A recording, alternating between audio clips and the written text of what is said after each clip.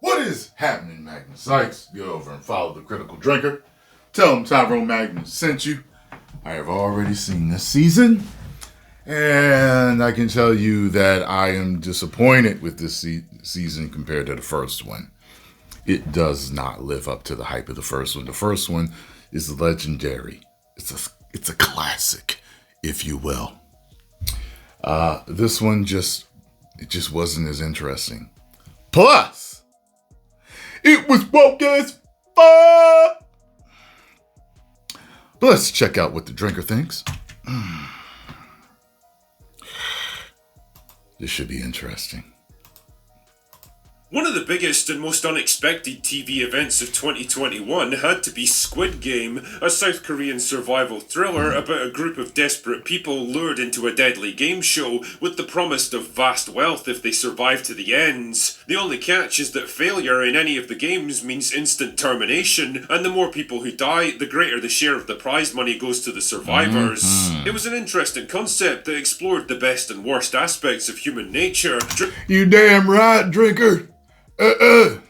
Driven by superb performances from a big ensemble cast that were largely unknown over here in the West, and probably helped a great deal by the fact that everyone was stuck in their homes by the unspecified virus of unknown origin, and there really wasn't much else to do except watch TV. Well, now it's 3 years later, and it's time to return once again to the world of Squid Game. Can the show possibly recapture that lightning in a bottle of Season 1, or is it destined to be a one-hit wonder that should have quit while it was ahead?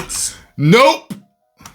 Well, for the most part, I'm happy to say that it's actually still pretty damn good. Yeah, that definitely comes with a few caveats. It's obviously not as fresh and innovative as it was first time around. The script perhaps tries to juggle too many characters and subplots, leaving the protagonist relegated to the background a lot of the time, and the cliffhanger ending is definitely going to piss off a lot of people, but overall it was still more than enough to keep me engaged and entertained for a few hours. And if you'll forgive the Star Trek analogy here, if Season 1 was Star Trek The Wrath of Khan, then Season 2 feels more like The Search for Spock, a safe and slightly workmanlike sequel that builds on the plot points of its predecessor and has some individually good moments but never quite manages to recapture the same magic. Make of that what you will. Anyway, the show picks up about 2 years after the events of Season 1. Gi-eun, the last survivor of the previous... Makes me wonder, with him coming over to do The Acolyte, which was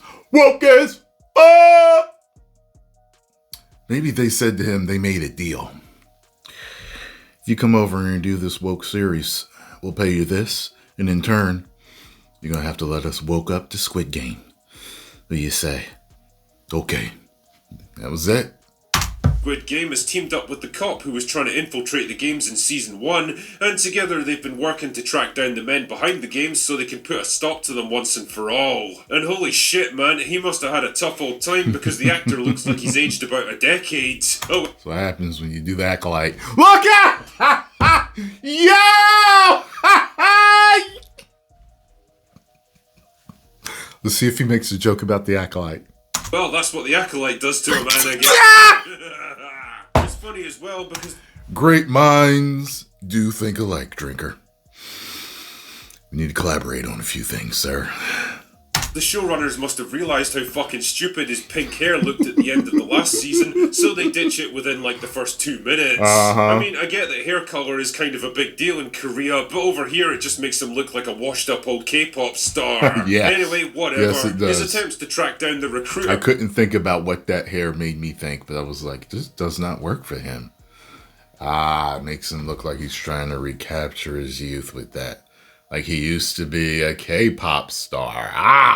Or finally bear fruit, bringing him one step closer to his real target. But just when he thinks he's cornered the front man who runs the whole operation, the tables get turned on him, and before you know it, he's right back in the contest again. By the way, that dude is insane. Insane. Wait till you see what happens. If you watch it, that is. I've already told you. So if wokeness irritates you at all, you know what's happening. You're either gonna watch it or you're not. So take your chances. But that part right there is insane. That's before you see all the other stuff later. Fuck. Oh, Gi-yun, you silly sausage. Did you really think you were going to outsmart people like this? Yeah. It's a bold strategy, Cotton. Let's see if it pays off for him. So I think you can guess the premise here. Gi-yun once again has to fight. With him getting in there, it made me want to put 2 pieces of bread on his head and act just like the chef. What are you?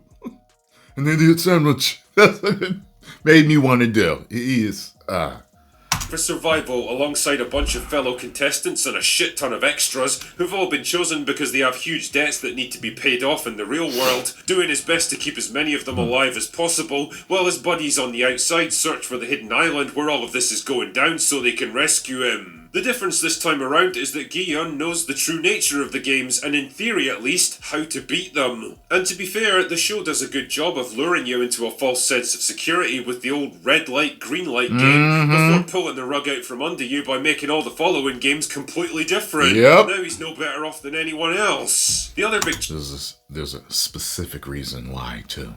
change up from season 1 is that after every game, the contestants are now allowed to vote on whether or not they continue to the next round, or call it quits and leave with the money they've won so far. The problem is that the more people who get eliminated, the more money will go to the survivors, and so pretty soon 2 camps emerge. Those who want to gamble everything by going all the way, and those who just want to get out with their lives. And naturally, all the usual dramas you'd expect in Squid Games start to emerge. Short-lived alliances and brutal betrayals, friendships, loyalties, sacrifices, Wackos, bravery and cowardice, and unexpected twists and turns as the games get ever more deadly. Wait till you meet Thanos. Complicating things even further is the fact that one of the players isn't what he seems and is Nope. actively working against the group, even as Gi-yun and the others plot a rebellion against the guards. And don't get me started on the breakout attempt itself. The plan was so retarded and completely underestimated the strength of their enemy that I don't see how it ever had a chance of succeeding. I honestly can't believe it came from the mind of a guy who's been through Squid Game before and knows exactly the kind of enemy he's up against. That's what it and is. on the outside, his buddies struggle to find him while contending with betrayals and spies of their own. Oh yeah, and there's even a subplot about an illicit organ harvesting operation within the games and a woman who's working to prevent it. So as you probably guessed, there's quite a lot happening this season, and that really brings me straight to my biggest criticism of the show. It's trying to keep far too many plates spinning at the same time, and inevitably, some of them get dropped. One of the first big casualties is Gi-yun himself, who gets kind of pushed into the background after the first game, and becomes more of an observer than a protagonist, only really coming back into things for the season finale. There's a ton of periphery characters involved in this narrative, all with their own backstories and subplots, and don't get me wrong, they're all interesting in their own way and generally played by really good actors. And while it definitely helps you to get invested in them, I can't help feeling that a tighter focus on a smaller group of core characters would have worked better. The storyline about a group of mercenaries trying to rescue Gi-yun from the outside is another big downer for me. It eats up a lot of screen time without really going anywhere and starts to drag the pace after a while. And that's not even mentioning the organ harvesting subplot, which crops up so infrequently that you kind of forget it's even happening, and it becomes more of an annoying distraction than a gripping part of the narrative. Oh yeah, I might as well address the other big gripe here as well. The ending. See, Season 2 feels more like part 1 of a complete narrative rather than a full storyline that delivers a satisfying conclusion, but also sets things up for what's coming next. Instead, it just kind of stops right in the middle of a big climactic breakout attempt, and I can't... Me and Scarlett were like, wait, what? Like, that was how we felt. Wait, that's it? Come on!